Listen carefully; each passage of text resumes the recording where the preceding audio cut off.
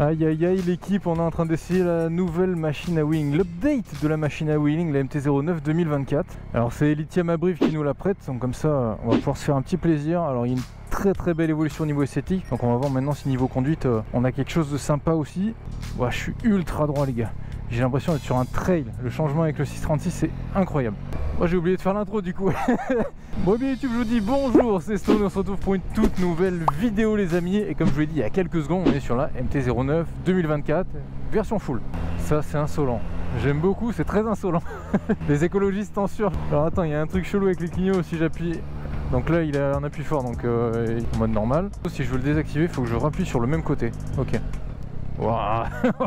Oh la caution qui allait sauter, merde. Wesh, wesh. Alors je suis pas très fan du guidon. J'aurais bien aimé être un peu plus sur l'avant. Après les positions des jambes est pas mal, j'aime bien. Le freinage est bon. Oh, pas de soucis. Wesh. Ah ouais, ça tracte. Alors là par exemple, si je fais juste un petit coup, est-ce qu'il fait 3 fois? Non, bon je sais pas. Je fais de la merde je pense. Bon là on fait une petite pause, ça vous permet d'admirer le compteur. Franchement qui est une petite dinguerie, une petite pépite. Bon après on va pas se mentir que tous les constructeurs sont en train de se mettre au full TFT couleur. Franchement ça fait une grosse update dans toutes les motos, ça fait très plaisir. Il faut que j'arrête de dire plaisir je crois aussi. Moi-même ça m'insupporte au montage les amis. Alors là faut que je mette clignot à gauche. Oh là là, cette sonorité, j'aime beaucoup, j'aime beaucoup. Là faut que je rappuie du même côté. Ouais. Bon, je suis sûr si vous regardez cette vidéo, vous avez déjà vu un peu la différence esthétique entre la 2024 et la précédente, la 2022. Donc j'attends vos avis en commentaire sur l'esthétique que vous préférez, parce que franchement, pour que Yam fasse une petite évolution de la tête de fourche en moins de 2 ans, à mon avis c'est qu'ils ont vraiment écouté les critiques et ils ont répondu présent. En gros je regarde à chaque fois que je mets les clignotants depuis tout à l'heure, parce que en fait il y a un mode où tu sais comme sur les voitures tu peux mettre le clignotant qui clignote que 3 fois. Genre quand tu veux sortir d'un rond-point, ça t'évite de rappuyer et tout après. En sortie, ça se désactive automatiquement. Et pour l'instant, je n'ai pas réussi à le faire. Je pense que j'appuie trop fort. Attends, je rappuie. Et là, si je fais un coup, 3 fois. Ok, là c'est pas mal ça, c'est pas mal. Ouah, bâtard, merde. Putain, je me fais surprendre. Je pensais pas que ça fonctionnait aussi bien le bordel. Peut-être passer la seconde un peu plus tôt parce que sinon je vais faire des conneries moi. J'ai un bon feeling avec le frein moteur aussi, ça c'est pas négligeable. Moi j'utilise à balle le frein moteur.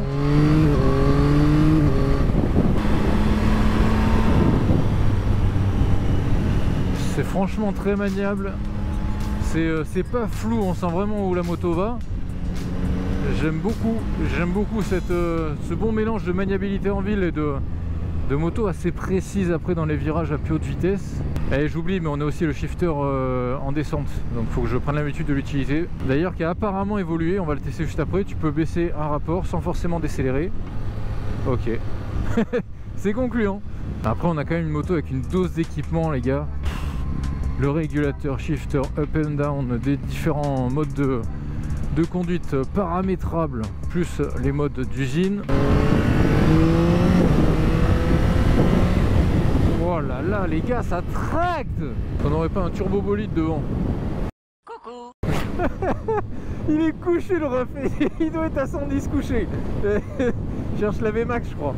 Bon, en train de plaisanterie, j'ai donné encore aucune stat sur cette moto, donc on va peut-être commencer tant que je me fais chier. Hauteur de selle les amis, 825 mm de haut, ce qui fait que globalement moi je suis assez à l'aise pour 1m78, donc c'est plutôt pas mal, sachant que j'ai les jambes quand même pas très recroquevillées. On est assez droit en termes de position de conduite, même si on est un peu plus sportif que l'ancienne MT-09.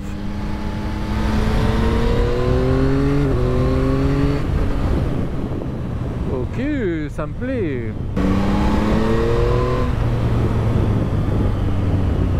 Là je vais rester en 3 pour voir si ça reprend bien. Alors en 2 ça passe toujours. Oh ouais. Ça c'est très confortable. Pas obligé de tomber un rapport pour avoir de la reprise. Très bonne surprise toi. Toi je t'aime bien. Je suis en train de la valider déjà les gars. Ah je suis désolé, on est toujours au même spot, on fait toujours les mêmes routes. Mais c'est la plus complète pour faire ce que j'ai à faire. Bon, niveau rayon de braquage, on est bien. C'est propre. Comme je vous disais, niveau hauteur de selle, bah là je peux mettre mes 2 pieds à plat, donc c'est plutôt pas mal.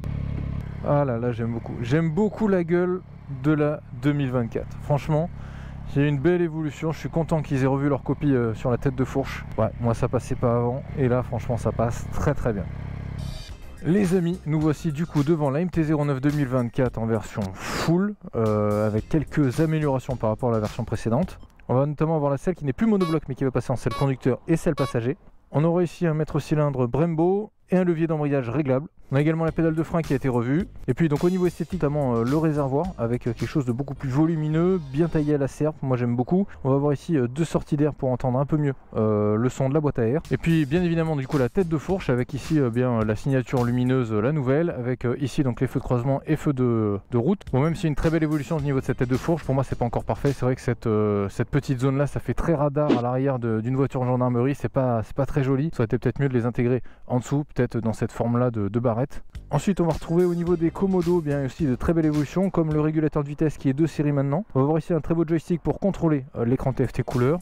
Et puis juste en dessous donc les clignotants, comme je vous le disais, un petit appui va tout simplement servir à mettre 3 clignotements et un appui long, mais le clignotement classique. Et à droite le démarreur et le coupe-circuit, et surtout le petit bouton mode qui vous permet d'avoir un raccourci direct pour changer vos modes de conduite, et ça je trouve que ça manque sur beaucoup de motos. Voilà, niveau compteur on passe directement sur un iPad, je vous le dis. Sur les côtés, donc hors écran, vous avez tout ce qui est indicateur, donc clignotant, feu, neutre, tout ça. Sur l'écran en lui-même, vous allez avoir toutes les autres indications, notamment la vitesse engagée, l'heure. Le QS, c'est pour vous dire quand utiliser le Quick Shifter pour l'optimiser en montée et en descente. Sur le côté droit, vous avez vos modes de conduite. Donc ici, on est en street. Et comme je vous le disais, avec ce petit bouton mode, on peut changer. Je passe en sport, Custom 2, Custom 1 et Rain. Vous avez donc 3 modes de conduite paramétrés d'usine et 2 modes personnalisables sur lesquels vous allez pouvoir jouer sur le moteur, l'ABS, ce genre de choses. Au milieu ici, vous allez retrouver tout ce qui est contour et au milieu la vitesse réelle. Vous avez ensuite ici 3 petites zones que vous pouvez paramétrer comme vous le souhaitez et afficher les informations que vous souhaitez. Donc là par exemple, je fais défiler avec le joystick l'écran du milieu où j'ai ma température du liquide de refroidissement, la température d'air, le temps de route, la capacité du réservoir, l'odomètre total, l'odomètre du trip 1, du trip 2, la consommation instantanée en carburant et la consommation moyenne. Et le petit truc sympa, c'est que vous pouvez également afficher range, ce qui est donc l'autonomie restante. Vous pouvez choisir ensuite quoi afficher dans quelle zone grâce au joystick, c'est très simple et vous avez à chaque fois les mêmes informations disponibles. Ensuite, en appuyant sur ce petit bouton retour et home à la fois, vous accédez à d'autres menus. Donc là ici, on va dans settings, on valide, dans lequel vous allez avoir différentes informations. Là ici par exemple tout ce qui est maintenance, information du véhicule. Ensuite dans les fonctions du véhicule vous allez notamment avoir YRC Settings qui vous permet d'accéder au mode de conduite et voir comment ont été paramétrés les modes d'usine et modifier vos modes Custom 1, Custom 2. Vous allez pouvoir ensuite régler l'horloge, l'écran, le Shift Indicator donc c'est pour le Shift Light et les paramètres de connectivité notamment pour le téléphone. Après Settings vous allez avoir App avec ensuite la musique, le GPS, la navigation donc. Les différents thèmes, donc là ça va être à gérer directement sur cet écran. Vous avez thème 1, thème 2, thème 4, très variable. Voilà, moi je vais choisir le 2. Bon les amis, il est temps de redémarrer ce petit CP3 démoniaque et d'écouter un petit peu la ligne d'origine. Vous allez voir, c'est assez surprenant, c'est très sympa.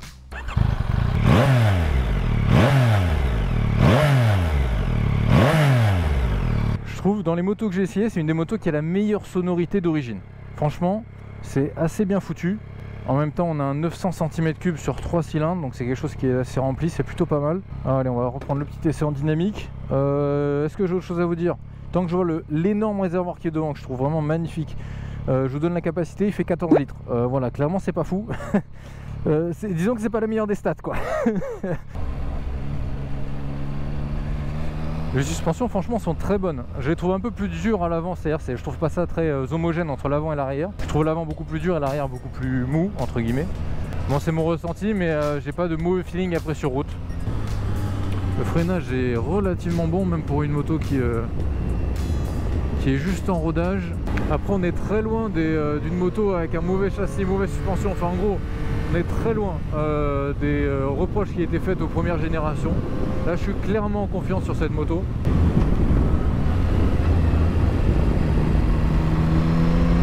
Je me sens clairement comme à la maison. Alors là celui-là il est hard aussi, je vais laisser en 3 pour voir la reprise.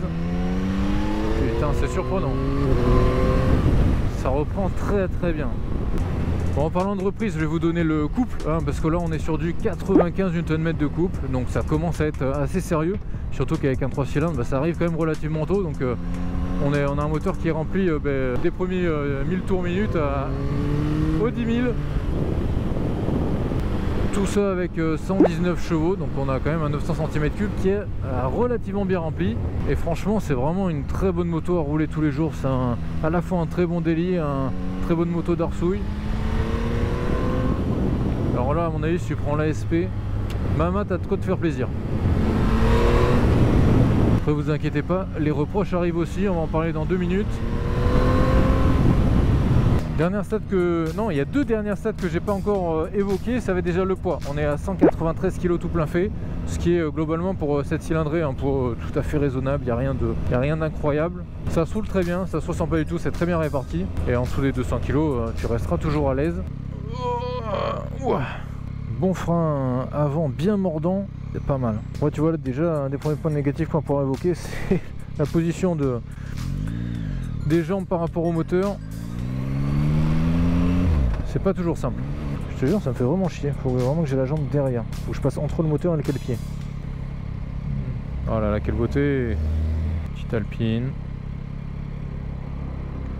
Donc ouais, clairement pour moi ça fait partie des petits moments négatifs, c'est le positionnement de ma jambe droite notamment par rapport au bloc moteur. Donc il faut vraiment que je passe la jambe entre le bloc et le cale-pied. Autre point négatif pour moi, c'est le compteur, enfin son positionnement en fait. J'aurais préféré qu'il soit un peu plus haut parce que ça m'oblige vraiment à baisser la tête pour regarder à chaque fois. C'est pas le plus naturel. Pour moi le troisième point négatif et le dernier, ça va être au niveau de la signature lumineuse à l'avant. J'aime beaucoup les 2 traits en bas, mais c'est vrai que le petit module qui fait très radar au-dessus, je suis pas fan.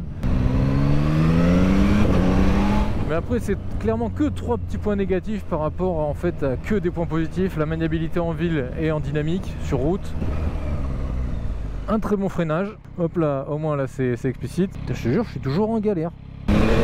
Ensuite un moteur qui est ultra rageur, ultra rempli. Enfin bref, c'est un monstre ce CP3. Un bonheur à rouler. Ça me fait penser que j'ai pas testé le régulateur. Tac, 7. Et là techniquement ma Z, c'est un bonheur. Ça marche très bien. La moto roule droit. Et ça, c'est d'origine. Ça, c'est de série, les amis. En bref, très sincèrement, pour moins de 11 000 €, je trouve que ça reste une très bonne moto, très bien équipée et très bien finie. Donc, pour pas vous mentir, moi, j'ai un petit coup de cœur, que ce soit pour l'esthétique globalement, ne serait-ce qu'avec ce très beau réservoir, cet écran TFT couleur, et puis aussi pour le moteur. Donc, très sincèrement, à ce prix-là, à moins de 11 000 €, hein, je précise moins de 11 000 €, il y a moyen que je sois tenté et je vous conseille très fortement d'aller l'essayer. Vous pourriez la kiffer et vraiment à choisir, même s'il reste des modèles 2022-2023 en stock chez votre concession, je vous conseille plutôt de partir sur la 2024. Je la trouve beaucoup plus réussie et j'ai un très très bon feeling avec. Je te la mets à côté de la MT. Bref les amis, si la vidéo vous a plu, je vous invite à vous abonner, liker et partager comme d'habitude, ça soutient énormément la chaîne. Moi je remercie encore une fois Lithium à Brive de m'avoir prêté la petite 09 2024 et puis on se retrouve très prochainement pour une nouvelle vidéo les amis, c'était Saune.